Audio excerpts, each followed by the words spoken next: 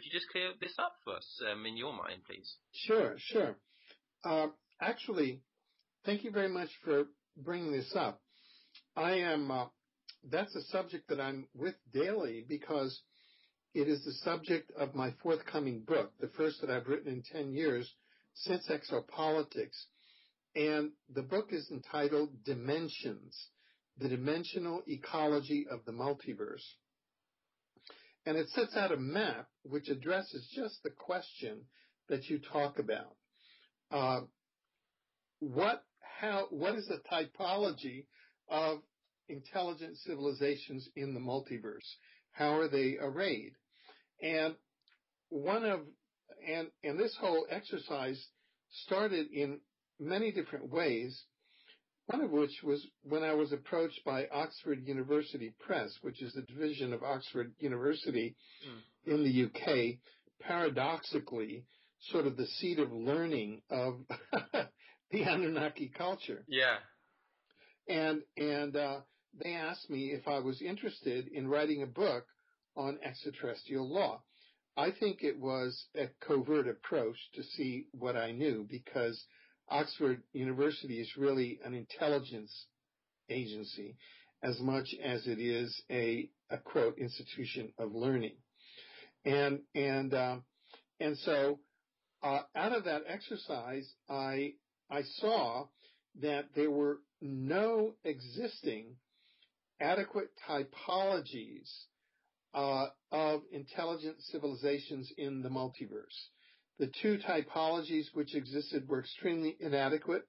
One was the Kardashev scale, which has been popularized by Dr. Michio Kaku, and that characterizes civilizations in the multiverse on the basis of what type of energy they use. That, a type 0, a type 1, a type 2, and a type 3 civilization.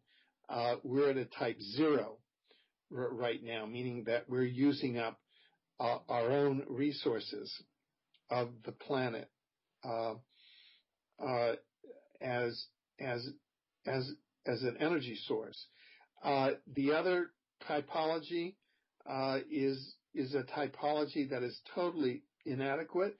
It says we can classify extraterrestrials depending on whether or not they're allied with the U.S. military-industrial complex. But the U.S. military-industrial complex is one nation on one planet, in one solar system, in one galaxy, in which there, billions of galaxies in our universe. And we know that our universe is in a multiverse, and we don't know how many parallel universes there are in this multiverse. Yeah, sure. So that's entirely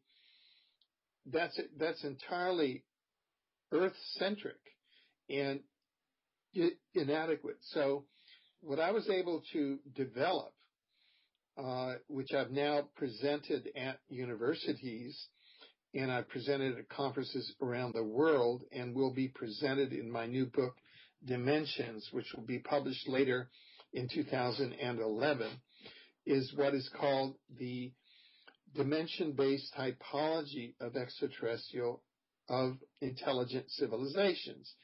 And that is, intelligent civilizations auto-report themselves by the dimension in which they're based.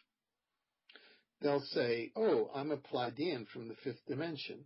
I'm an Arcturian from the 6th dimension. And these various numbers that we assign to the dimensions really mean the way that the dimensions are differentiated from each other. And by a dimension, we mean a discretely bounded domain of energy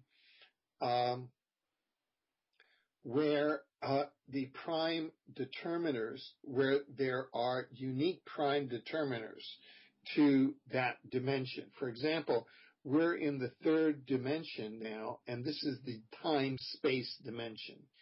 This dimension is determined by height, width, and time. Yeah, It's sure. time, space, Yeah. dimension. And as you go up to fourth, fifth, sixth, other dimensions like light and love, which with capital L's, which are actually design forces in the multiverse, begin to appear. Now, we don't even understand how light can be a dimension.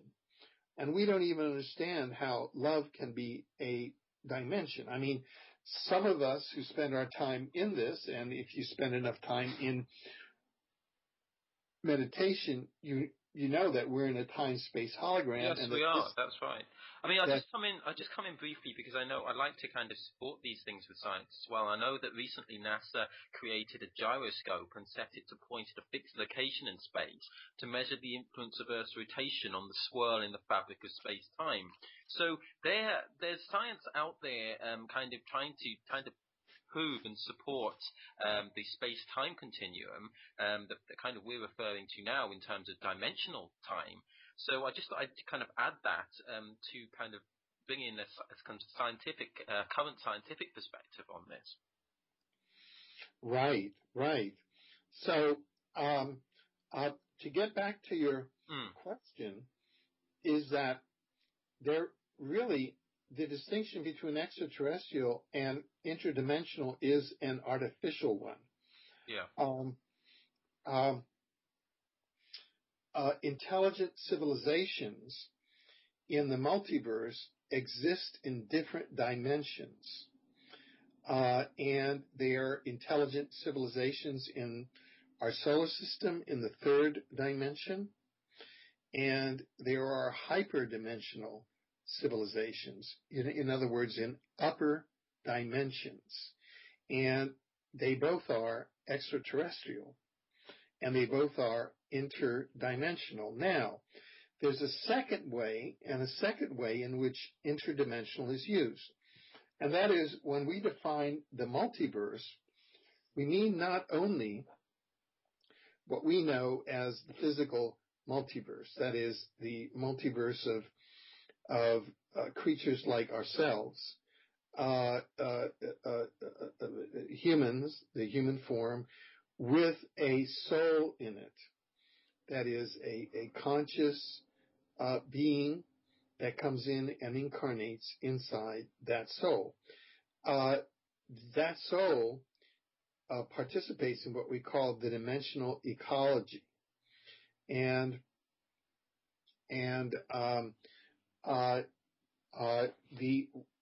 there are dimensions in what we can call the spiritual dimensions of the multiverse, as opposed to the exopolitical dimensions of the multiverse. Sure. Ourselves and the extraterrestrials exist in the exopolitical dimensions of the multiverse. There exist the spiritual dimensions of the multiverse, which include dimensions such as the human afterlife. And the human afterlife, or more technically correct, the human interlife, is where human souls are created and exist. The intelligent civilization of human souls exists there. And we now know through science, replicable studies, over 7,000 cases of soul memories of the interlife. So we have a fairly complete picture of what the interlife is out. This is what my book treats about, and that's the dimensional ecology. Now, in the spiritual dimension, we souls are actually becoming, we take incarnations in this virtual exopolitical reality in time-space in order to develop our souls. But we're actually becoming creators. And so that we can create the universes that now we're experiencing. So are we coming to the end then of the this idea of reincarnation? Are we coming to the end of that loop then when you mean that we're becoming creators? No, reincarnation is like a university or a course. Mm-hmm. It's a school for souls. It's a technology. What you and I are experiencing now, and the rest of our 7 billion fellow humans, is a technology. We're inside a technical artifact known as the third dimension. This is a created experience. It's like an e-ride at a carnival. Yeah. There's an intelligence that created this. Now, religions call it God, but actually, if you trace it back scientifically, it could be a committee of advanced intelligent beings that create and maintain this artifact. More of a consciousness then, really. Yeah. And so this is what we mean by the dimensional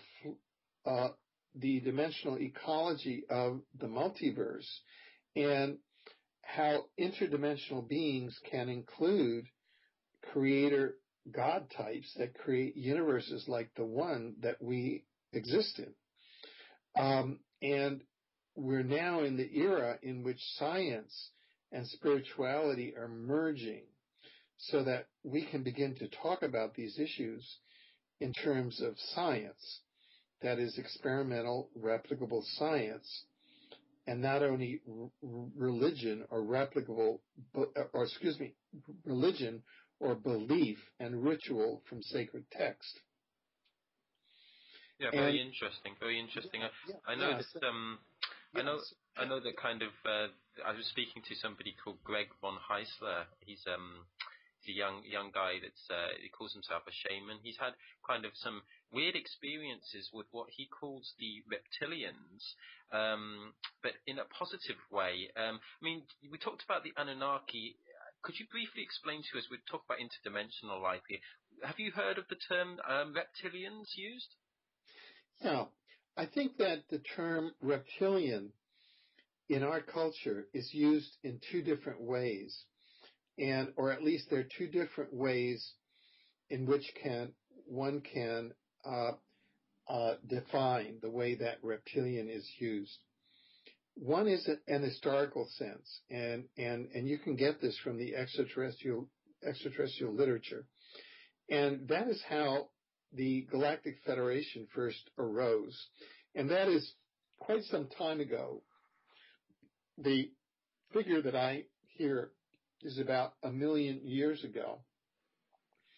Our sector of our galaxy or our universe was attempted to be colonized by a reptilian civilization. We're a mammalian civilization.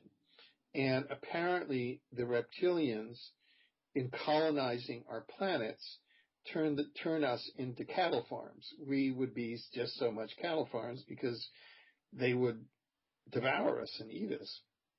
Yeah. So out of that,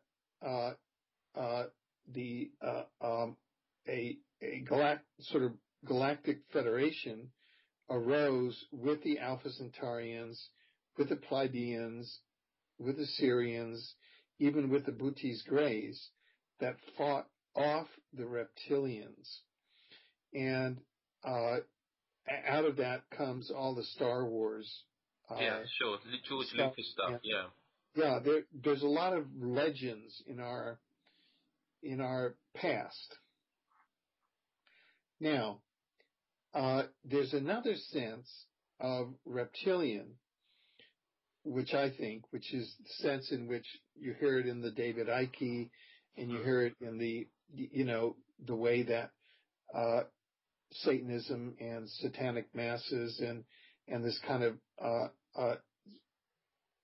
the satanic power structure,